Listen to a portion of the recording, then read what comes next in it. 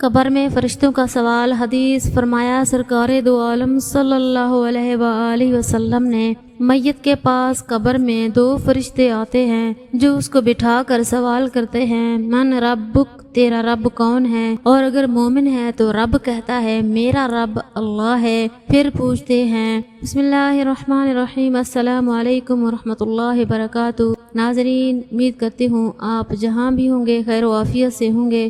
محترم ناظرین، پل صراط کا واقعہ نبی کریم صلی اللہ علیہ وآلہ وسلم نے فرمایا، پل صراط جہنم کے بیچوں بیچ رکھا جائے گا اور میں اپنی امت کے ساتھ اس سے گزرنے والا سب سے پہلا رسول ہوں گا۔ اس روز سوا انبیاء کے کوئی بھی بات نہ کر سکے گا اور انبیاء بھی صرف یہ کہیں گے، اے اللہ مجھے محفوظ رکھیو، اے اللہ مجھے محفوظ رکھیو۔ اور جہنم میں سادان کے کانٹوں کی طرح عکس ہوں گے۔ سادان کے کانٹے تو تم نے دیکھے ہوں گے۔ صحابہ رضی اللہ عنہم نے عرض کیا، ہاں۔ فرمایا تو وہ سادان کے کانٹوں کی طرح ہوں گے، البتہ ان کے طول و عرض کو سوائے اللہ تعالیٰ کے اور کوئی نہیں جانتا۔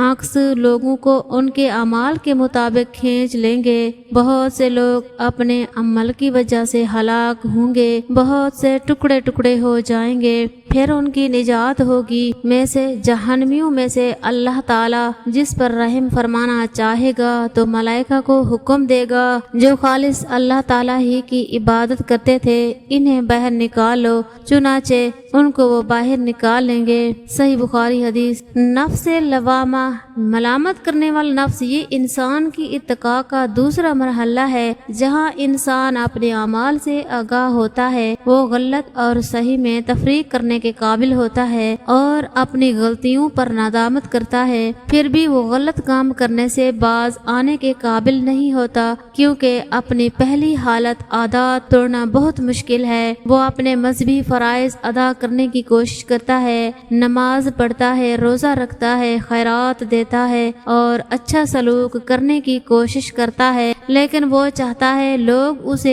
ایک نیک شخص کے طور پر پہچانیں۔ وہ اپنا تقوی، اپنی نیکیاں لوگوں کو دکھاتا ہے اور ان سے داد کی توقع رکھتا ہے۔ اس مرحلے میں منافقت ہی اصل خطرہ ہے اور اس کا علاج حضور شیخ یعنی شیخ کے موجود ہونے کا تصور اور مضبوط رابطہ ہے، کیونکہ اگر آپ حضور شیخ میں پختہ نہیں تو آپ شیطان کے فریب میں پڑ جائیں گے۔ دوسرا، نفس ملہمہ، متوازن یا نیکی پہ مائل نفس۔ تیسرا مرحلہ ایسی کیفیت ہے جب نیکی اور بدی کی جدوجہد میں اچھائی حاوی ہونے لگتی ہے۔ یہاں جو خوبی پیدا ہوئی ہے وہ زہد ہے، دنیاوی خواہشات اور امنگوں کا خاتمہ، خواہش کی قید سے آزادی ہے۔ یہ ایک ایسا مرحلہ ہے جہاں سالک کو اپنی کوششوں اور استقامت اور اپنے نفس عزم اور اپنے روحانی استاد کی اطاعت کا صلہ ملتا ہے۔ اب اسے کبھی کبھار اپنے اندر سے پیغامات موصول ہوتے ہیں، بے صورت خاموش القاء آواز اور الفاظ کے بغیر پیغام ملتے ہیں جو اس کی ہدایت اور حوصلہ افزائی کرتے ہیں اور اپنا تقائی سفر جاری رکھنے کی طاقت دیتے ہیں۔ اس کے باوجود ابھی بھی سنگین خطرات لاحق ہیں۔ شیطان پیغامات الہی نقل کرنے کی صلاحیت رکھتا ہے، اس لیے اس مرحلے پر ایک مرشد کی ہدایت بہت ضروری ہے، وہ جو حقیقی الہامات اور غلط تصورات میں فرق واضح کر سکے۔ اسی مرحلے میں سالک اور مرشد کے مابین تعلق قریب تر ہونا چاہیے۔ قیامت کے دن سوالات۔ رسول اللہ صلی اللہ علیہ وآلہ وسلم نے فرمایا، انسان کے قدم قیامت کے دن اللہ کے سامنے اس وقت تک نہیں ہٹیں گے جب تک اس سے 5 چیزوں کے بارے میں سوال نہ کر لیا جائے۔ اس کی عمر کے بارے میں،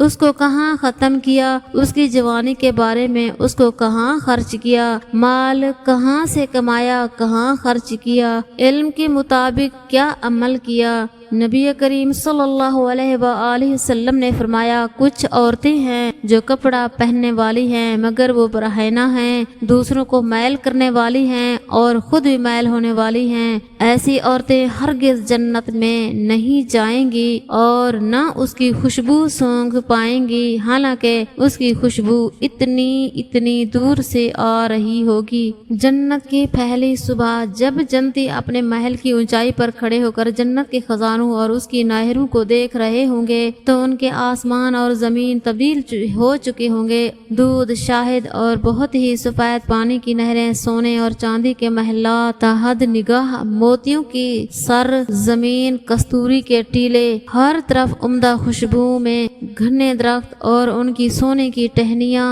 اور تنے، مختلف رنگ و اشکال، پھل، نوکر چاکر، عظیم سلطنت، اعلیٰ مقام، خوبصورت آنکھوں والی حور و غلامان، اور آپ کو یہ پروانہ دے دیا گیا ہے کہ اب آپ ہمیشہ جوان رہیں گے، کبھی بھی بوڑھے نہیں ہوں گے، ہمیشہ تندرست رہیں گے، کبھی بیمار نہ ہوں گے، ہمیشہ زندہ رہیں گے، کبھی آپ کو موت نہ آئے گی، ہمیشہ خوشیوں میں رہیں گے، کبھی غم نہ دیکھیں گے، اپنے اہل و عیال میں سے جسے آپ کھو چکے ہیں اللہ تعالی آپ سب کو وہاں اکٹھے کریں گے، ایسی جنت کے جسے آج تک کسی بھی آنکھ نے نہیں دیکھا، کسی بھی کان نے نہیں سنا اور نہ ہی کسی انسان کے دل پر اس کا خیال گزرا ہے۔ صحابہ کرام رضی اللہ عنہ اور نبی کریم صلی اللہ علیہ وآلہ وسلم سے ملاقات ہوگا اور سب سے بڑھ کر اللہ رب العزت کی زیارت نصیب ہوگی، سبحان اللہ۔ فرمایا سرکار دو عالم صلی اللہ علیہ وآلہ وسلم نے میت کے پاس قبر میں دو فرشتے آتے ہیں جو اس کو بٹھا کر سوال کرتے ہیں من ربک، تیرا رب کون ہے؟ اور اگر مومن